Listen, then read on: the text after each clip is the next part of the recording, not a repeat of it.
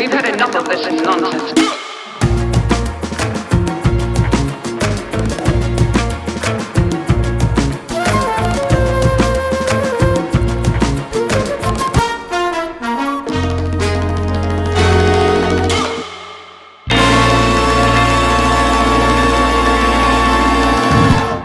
Scott Carter here at Richmond Maze.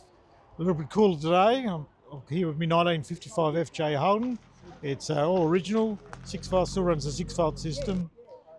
I bought it in 1980, so I've had it quite a fair while. And we're just here with all these cars together a third week of every month. Bought in 1980, it's a 1955 FJ Holden. When I got it, it was always a good car, it's always in good shape. I've spent a lot of time collecting all the accessories up over the years, which have hunted high and low for. It's got most accessories that they've made. I've got lots more that are at home, but I had to know when to stop putting them on it. So this is where it's got to finish and how I will stay now. I've always said that to my daughters, this will be their problem to get rid of, because I had no intention of ever getting rid of it, because it's just part of me. I've had it so long now, and it's one of my favourite cars that I own. It's a local car, been local, and I'm local to the area myself. Always been in Tassie, always been interested in old cars.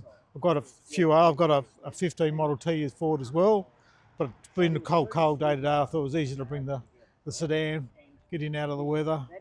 It's good to see a lot of, I'm in the Veteran Car Club, and we have a lot more members coming, and a little bit younger ones slowly coming in, but of course they have what we call more modern cars, but really they're just as old as when I bought my FJ.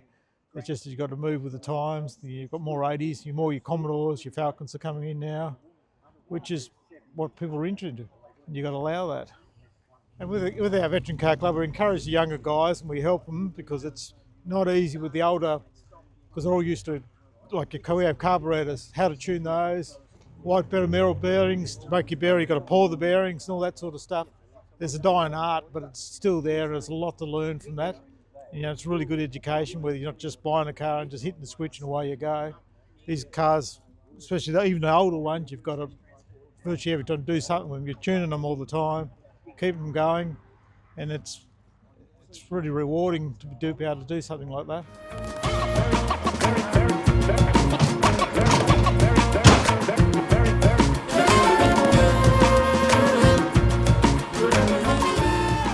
I'm Mike Clark, Emeritus Professor of Biochemistry and Molecular Biology at the University of Tasmania. I've been interested in cars for many years and I've got a collection, but this car in particular attracted my attention because it was being restored in Hobart by John Kennedy, a well-known, greatly accomplished car restorer. As far as we know, this car is one of 3 in the world. There was the registry for this make of car that resides in Belfast, Northern Ireland, and his registry shows 53 total Ansaldos and 3 racing versions, of which this is one.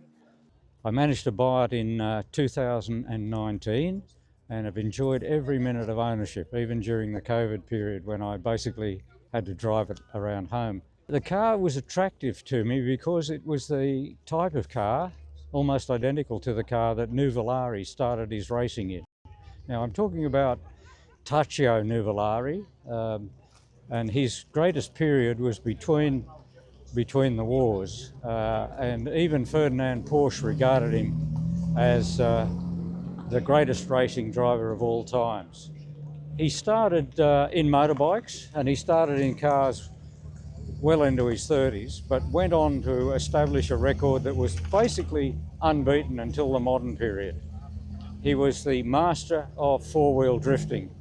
In fact, he started it because the roads in those days were gravel, and cars with narrow tyres such as this would drift easily if the accelerator was used during cornering.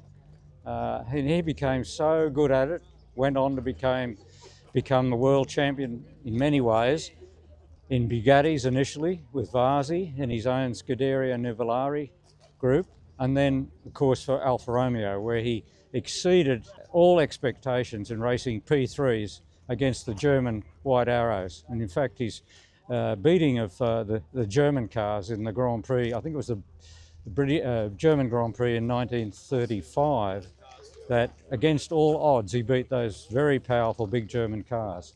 So Nuvolari is embedded in history as the probably greatest racing driver of all times, and to buy a car that even looked like the one he first raced was a great privilege.